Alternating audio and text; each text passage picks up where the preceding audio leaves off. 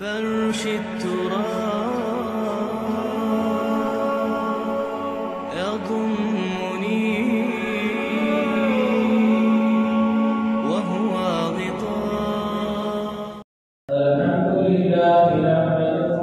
ونستعينه ونستغفره ونؤمن به ونتوكل عليه ونعوذ بالله من شرور أنفسنا ومن سيئات أعمالنا. من يهده الله فلا مضل له ومن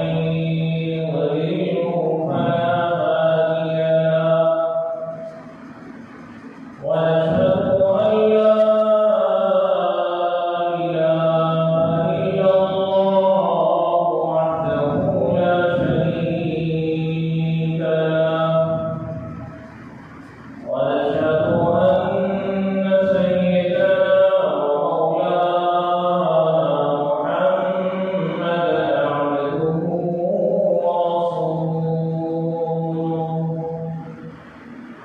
صلى الله عليه وعلى آله وأصحابه أجمعين. أما بعد فقد قال الله تبارك وتعالى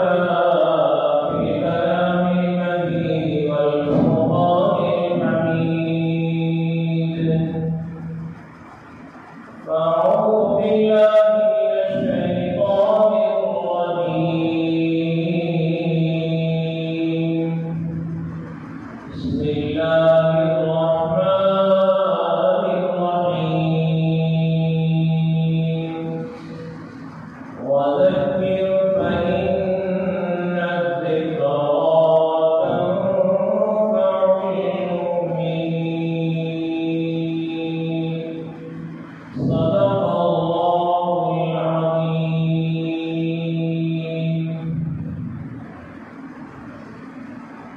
قاضي الحضرات علماء الكرام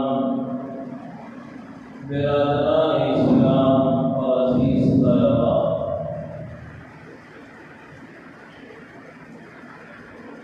सबसे पहले तो हमारा रब करीम से दुआ करें कि अल्लाह तबारक व तआला जब तक हमें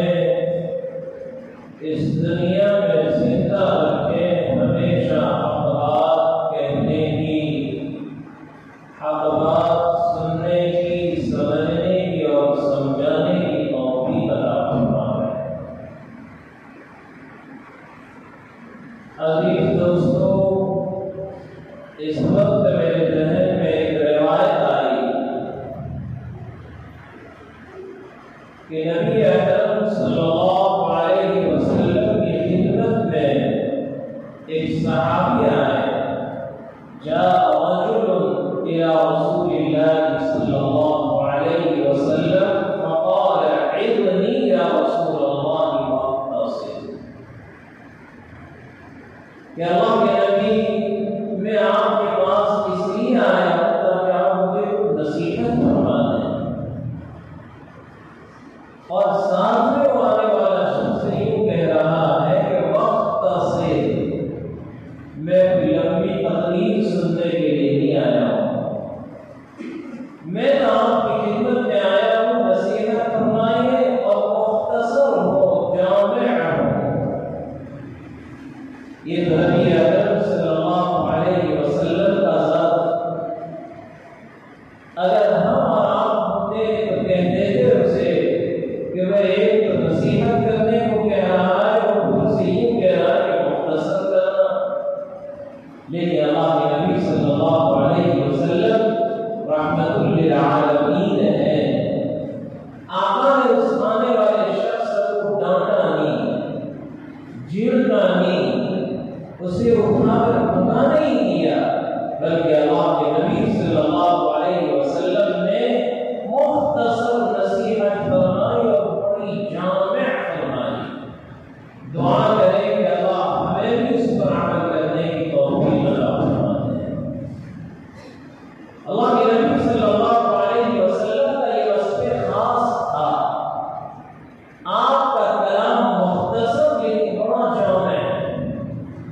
اسی لیے اللہ کے نبی صلی اللہ علیہ وسلم کو اللہ رب العزت نے بے شمار خصوصیتیں عطا فرمائی،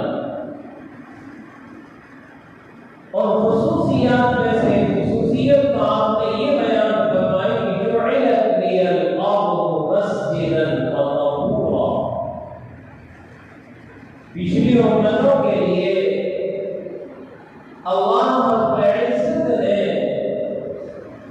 یہ قانون اور یہ ضابطہ ان کے لیے بنایا تھا کہ جب ان کے یہاں نماز کا وقت ہوتا تھا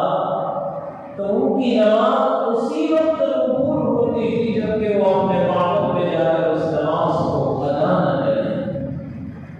اگر وہ کہیں جنگل میں یا دکان میں یا اپنے باغان میں اگر وہ پڑھ لے تو ان کی نماز باقاعدہ خداوندی میں قبول نہیں ہوتی تھی۔ اللہ کے نبی نے فرمایا میری امت کے لیے اللہ نے وہ آسانی فرما دی کہ نماز کا وقت ہو گیا، چاہے وہ جنگلوں میں ہو، چاہے وہ اپنے مکان پر ہو، دکان میں ہو،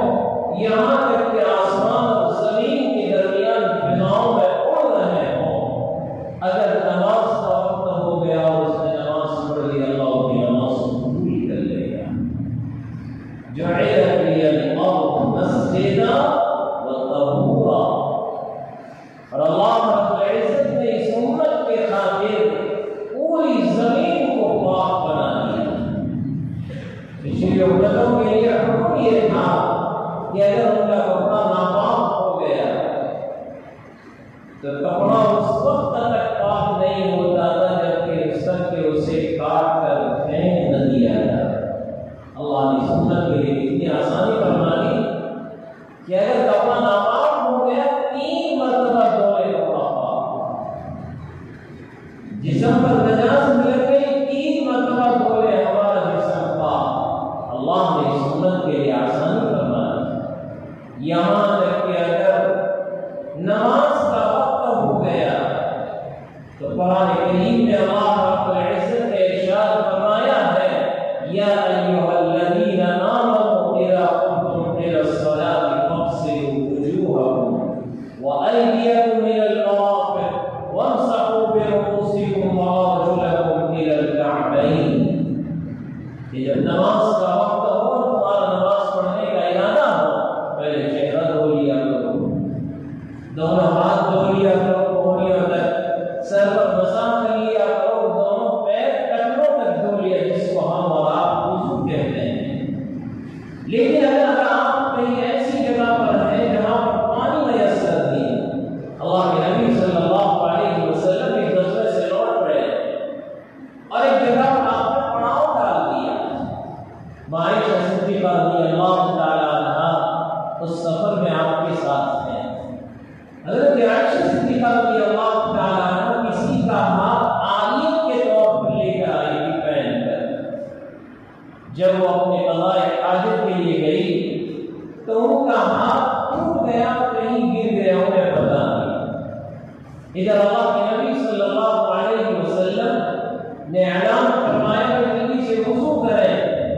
نماز کا وقت ہو رہا ہے، تو کہا کہ یا رسول اللہ پانی نہیں ہے، تو عائشہ صدیقہ رضی اللہ تعالی عنہا وہ کہنے لگی یا رسول اللہ آپ نے تو چلنے کا حکم دیا لیکن میرا ہاتھ گم ہو گیا ہے، جب تک ہاتھ نہیں ملے گا یہاں سے میں نہیں جاؤں گی۔ اللہ کے نبی صلی اللہ علیہ وسلم نے کہا کہ تلاش کرو ہاتھ، اب ہاتھ ادھر ادھر ڈھونڈا جا رہا ہے کہ یہ ہاتھ نہیں مل رہا ہے، اور ادھر نماز کا وقت نکلا جا رہا ہے، صحابہ بڑے پریشان، اب کیا کریں،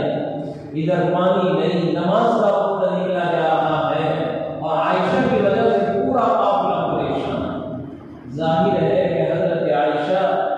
نبی اکرم صلی اللہ علیہ وسلم کے رفیق سفر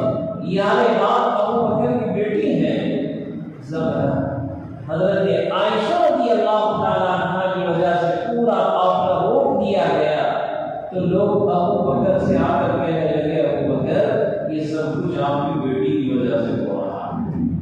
ظاہر ہے حضرت ابوبکر صدیق رضی اللہ تعالی عنہ کو جب یہ بات کہی گئی تو باپ کو غصہ آیا، فکر نہیں، وہ آئے سیدھے حضرت عائشہ کے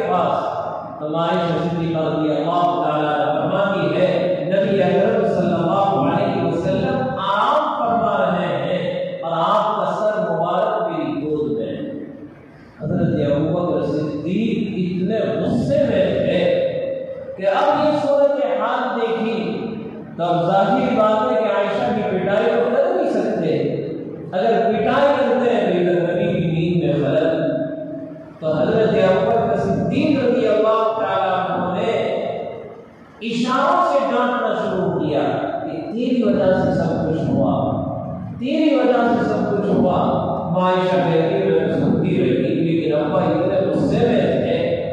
کہ اپنے آپ کو برداشت اور قابو نہیں پا رہے تھے، یہاں تک کہ انہوں نے مجھے کوٹ کے اندر ایک کچوٹا مار دیا۔ اور ظاہر ہے کہ عورت کو جب اس طرح کیا جائے گا تو اسی پہ نازک ہے۔ عائشہ فرماتی میری آنکھوں سے آنسو جاری ہو گئے اور وہ آنسو سیدھے نبی اکرم صلی اللہ علیہ وسلم کے رخسار پر تک کے حضور بیدار ہو گئے۔ یا رسول اللہ صلی اللہ علیہ وسلم عائشہ ہو رہی کیا ہوا؟ تو اللہ کے نبی کے سامنے پوری حقیقت بیان کی گئی۔ یا رسول اللہ ایسا ہے،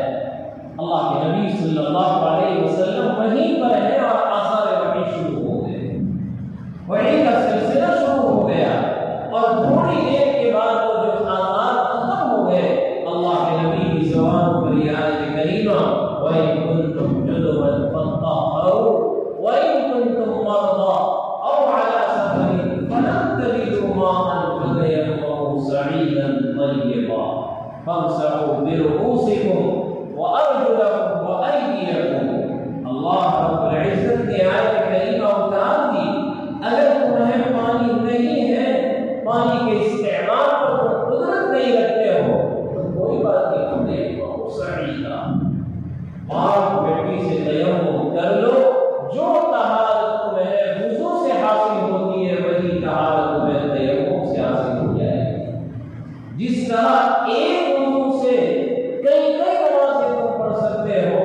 تیمم سے بھی تم جتنی چاہے نمازیں پڑھنا چاہے پڑھ سکتے ہو جب تک کہ کوئی ناقض وضو پیش نہ ہو۔ اللہ کے نبی صلی اللہ علیہ وسلم نے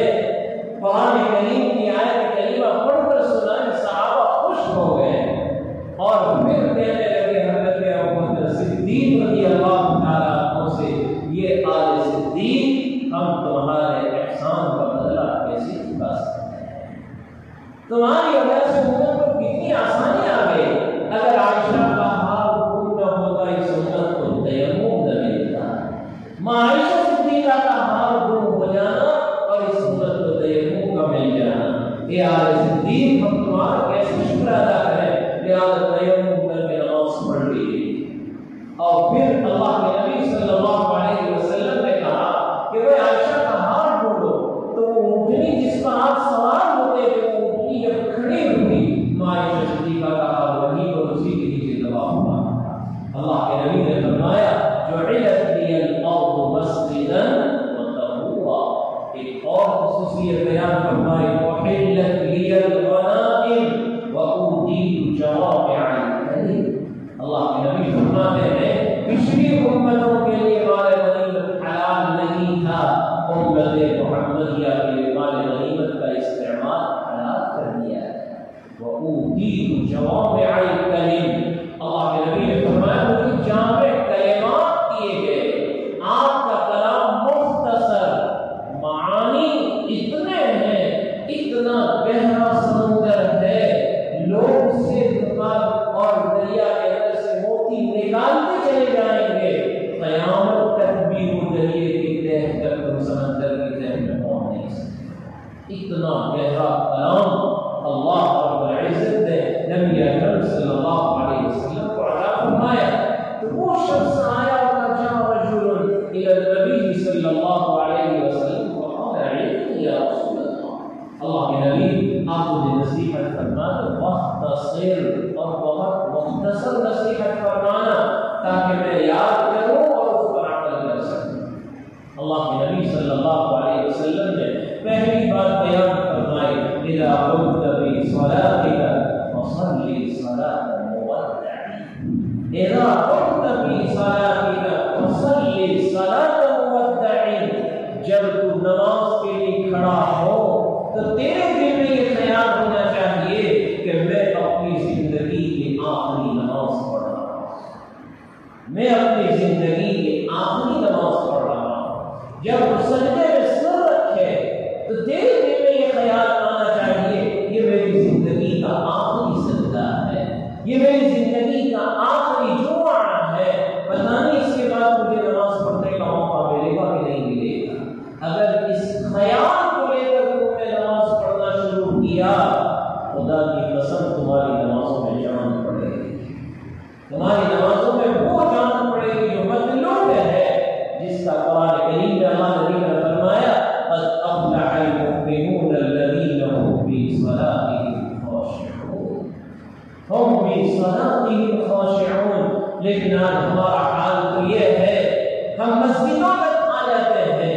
وضو خانے پر بیٹھے ہوئے ہیں، اور اس وضو کے درمیان میں ہم اپنی دنیاوی گفتگو کرتے رہتے ہیں۔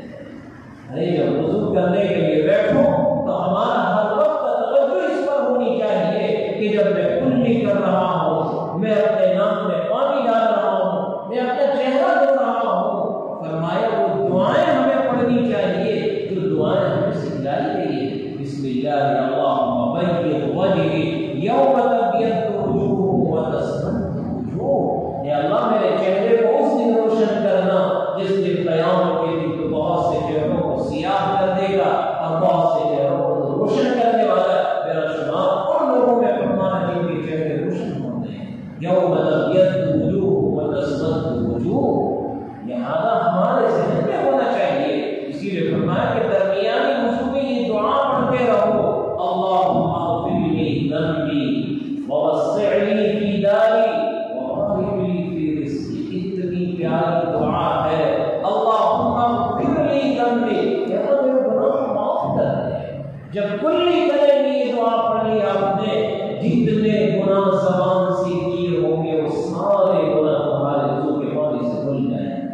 یہ تو اور بات ہمارے پاس آئے نہیں کہ میں نظر آئے امام ابو حنیفہ رحمۃ اللہ علیہ جب وضو کرنے کے لیے مرتبہ بیٹھے اور ایک جوان آپ کے بغل میں آ کر بیٹھ گیا، اس نے بھی وضو کرنا شروع کیا، حضرت کو نظر آیا اور حضرت کہنے لگے یا بنی تب من الزنا، یا بنی تب من الزنا، اے میرے بیٹے زنا سے توبہ کر لے۔ کسی اور کو وضو کرتے ہوئے دیکھا تو کہنے لگے یا بنی تب من عقوق الوالدین، اے میرے بیٹے ماں باپ کی نافرمانی سے توبہ کر لے۔ اللہ اکبر، ان کو یہ سارے گناہ دھلتے ہوئے نظر آتے تھے۔ معلوم ہوا کہ وضو کے پانی کے ساتھ ہمارے گناہ اس طرح جڑتے ہیں جس طریقے سے پتجھڑ کے موسم میں درخت سے پتے جڑا کرتے ہیں۔ لہذا ہمیں یہ دعا پڑھنی ہے، اللہم اغفر لی ذنبی، اور پھر فرمایا ووسع لی فی داری، کہ اللہ میرے لیے میرے گھر کو کشادہ بنا دے، میرے لیے میرے گھر کو کشادہ بنا دے، وبارک لی فی رزقی، اے اللہ اس کو میرے رزق میں برکتیں عطا فرما۔ یہ دعا وضو کے دوران میں ہونی چاہیے اور ہمارے دل میں خیال ہونا چاہیے کہ وضو کر رہا ہوں، اس کے سامنے کھڑے ہونے کی تیاری ہو رہی ہے۔ اللہ حسین العابدین رحمۃ اللہ علیہ اپنے وقت کے اتنے بڑے آدمی، اتنا بڑا نیک بزرگ، لہٰذا وضو کرنے کے لیے بیٹھتے ہیں، حضرت کا چہرہ ایک دم سرخ ہو جاتا، سرخ چہرہ ہو جاتا۔ کسی نے پوچھا حضرت کیا بات ہے کہ وضو کرتے وقت آپ کا چہرہ ایک دم سرخ ہو جاتا ہے؟ تو اللہ حسین العابدین رحمۃ اللہ علیہ کہا کرتے ہیں ارے دیکھتے نہیں ہو کس کے سامنے کھڑے رہنے کے لیے تیاری کر رہا ہوں، کس کے سامنے کھڑے ہونے کے لیے جا رہا ہوں، پتہ نہیں میری عبادت اس کی بارگاہ میں قبول ہوگی یا نہیں ہوگی۔ اور ہم اور آپ ہوتے ہیں، لہذا نماز کے لیے دوڑے ہوئے آ گئے، نہ ٹوپی ٹھکانے پر ہے نہ کپڑے ٹھکانے پر ہے، ایسے آ کر کھڑے ہو جاتے دوڑتے ہوئے، اور سانس بھی پھول رہا ہے۔ کیسے نماز میں طبیعت لگے گی، کیسے نمازوں کے اندر خوشبو آئے گا؟ آپ پہلے سے آدمی تیاری کر کے انتظام میں بیٹھے کہ ابھی اذان ہونے والی ہے، اذان کے بعد مجھے سنتوں کا اہتمام کرنا ہے، اور پھر اگر وقت بچے تو دعا کا اہتمام کریں۔ میرے نبی نے ارشاد فرمایا لا یرد الدعاء بین الاذانین، دو اذانوں کے درمیان کی دعا کبھی رد نہیں ہوتی، لیکن ہم اور آپ ہوتے ہیں کہ ان اوقات کو ہم ضائع کر دیتے ہیں، ہم اپنی باتوں میں مصروف ہیں، ہم اپنے کھیل کود میں مصروف رہتے ہیں۔ نہیں دوستو، دعا کا اہتمام کرو۔ میں جب پہلی مرتبہ حج میں گیا تو میرے ساتھ حضرت مولانا ذوالفقار صاحب، شیخ الحدیث صاحب، شیخ الحدیث فلاح سر حضرت کے ساتھ میں گیا خدمت کے لیے۔ لہٰذا حضرت بڑی شخصیت کی، سادات خاندان سے حضرت کا تعلق تھا، اور میں نے تو دیکھا حضرت کو اس دوران سفر کہ ہر دن کبھی ایسا نہیں ہوا کہ رات رات کو 2-2:30 بجے ہو اور حضرت اپنے بستر پر لیٹے ہوئے اور کھڑے ہو جاتے ہیں۔ تہجد پابندی کے ساتھ پڑھنے کا اہتمام، دعاؤں کا اہتمام۔ تو ایک مرتبہ ہم مقام کے اندر بیٹھے ہوئے حضرت کے ساتھ، تو حضرت نے مجھے کہا کہ بیٹے ایک بات بتلاتا ہوں۔ میں نے کہا حضرت کیا ہے بتلائیے گا۔ 3 مواقع ایسے ہیں جس وقت بندہ جو دعا کرتا ہے اللہ اس کی دعا کو قبول فرماتا ہے۔ میں نے حضرت وہ کیا، تو حضرت نے فرمایا کہ ایک تو اس وقت جبکہ اللہ کے راستے میں مقابلے پر ہو اور سامنے دشمن ہے اور یہ صف میں کھڑا ہے، اور اسی وقت وہ صف میں کھڑے کھڑے اللہ سے دعائیں مانگے گا، اللہ اس کی دعا کو بھی رد نہیں کرتا۔ دوسرا موقع اللہ نے فرمایا اذا قمتم الى الصلاة بالصفوف، جب تم صف میں نماز کے لیے کھڑے ہوتے ہو اور مؤذن تکبیر کہہ رہا ہے، اور تکبیر کے دوران ہر ایک کو چاہیے کہ دل میں اپنے رب سے دعا مانگے، کہا اس وقت بھی دعا کبھی رد نہیں۔ اور تیسرا موقع اللہ نے فرمایا کہ اگر تمہیں حجر اسود کو دینے کا موقع مل گیا تو بوسہ دینے سے پہلے پہلے جو سانس اور گھڑی ہوا کرتی ہے، اس وقت جو تم مانگے گا اللہ کے لیے دعا قبول کرنے والا ہے۔ اور پھر حضرت نے کہا کہ میرا تجربہ ہے کہ جب ایک مرتبہ عمرے پر آ رہا تھا، ایک صاحب شدید بیمار تھے، لہٰذا انہوں نے مجھ سے فون پر بتلایا کہ حضرت میں تو اپنی زندگی سے نا امید ہو چکا ہوں، لہذا آپ جا رہے ہیں عمرے کے لیے، وہ آپ میرے لیے دعا کر رہے ہیں۔ حضرت کہتے ہیں میرے ذہن میں وہی آدمی بیٹھ گیا، میں مقام کے اندر بیٹھا ہوا تھا، بڑی نازک طبیعت کے تھے، اور ایک حضرت کے شاگرد آئے اور انہوں نے کہا کہ حضرت حجر اسود کو بوسہ دینے کے لیے چلیں، کہا میری ہمت نہیں ہے، کہا میں آپ کو ساتھ میں لے جاؤں گا، میں تیار ہوں۔ لہٰذا وہ مجھے اپنا ہاتھ پکڑ کر مجھے لے گئے اور الحمدللہ مجھے موقع مل گیا، اور حجر اسود کے قریب پہنچنے سے پہلے پہلے مجھے وہ صاحب یاد آ گئے، اور میں نے اس کے لیے دعا فرما دی اللہ اسے شفا دے دینا، یا اللہ اسے تندرستی عطا فرما، اور میں تو اپنے سفر سے واپس لوٹ کر آ گیا، اور وہ صاحب مجھے ملنے کے لیے گھر سے آئے، ملاقات ہوئی، تو میں نے ان سے کہا کہ آپ کو بیمار تھے، کہ اللہ نے آپ کی دعا قبول کر کے مجھے تندرستی عطا فرما۔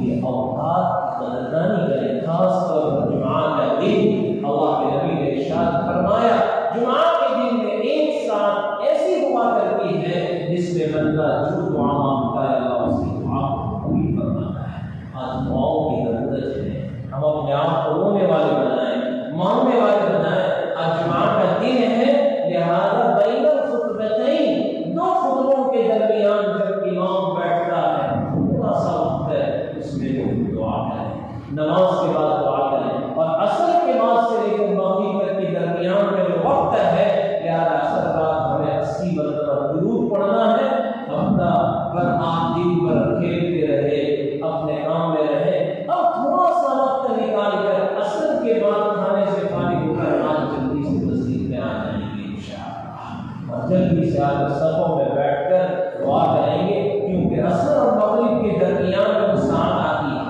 اور وہ ساعت بہت مختصر ہوا کر کے آنن فانن آئی اور گزر گئی۔ لہذا کہتے ہیں کہ اکثر علماء کا یہ کہنا ہے کہ عصر کے بعد زیادہ غالب گمان ہے کہ عصر اور مغرب کے درمیان میں وہ گھڑی ہوئی ہے، اگر وہ 1 سال کی مجھے اور آپ کو مل گئی اور ہماری دعائیں قبول کر لی جائے تو ہمارا وغیرہ پاک ہو جائے گا۔ اس لیے عزیز دوستو، اللہ کے نبی کی کیا بھی نصیحت فرمائی، اذا قمت فی الصلاۃ فصلی صلاۃ مودعین۔ ہمیں بھی چاہیے کہ ہم اپنی نماز کو خشوع والی بنائیں، ہم اپنی نماز کو دھیان والی بنائیں، خلوص کے ساتھ، خشوع و خضوع کے ساتھ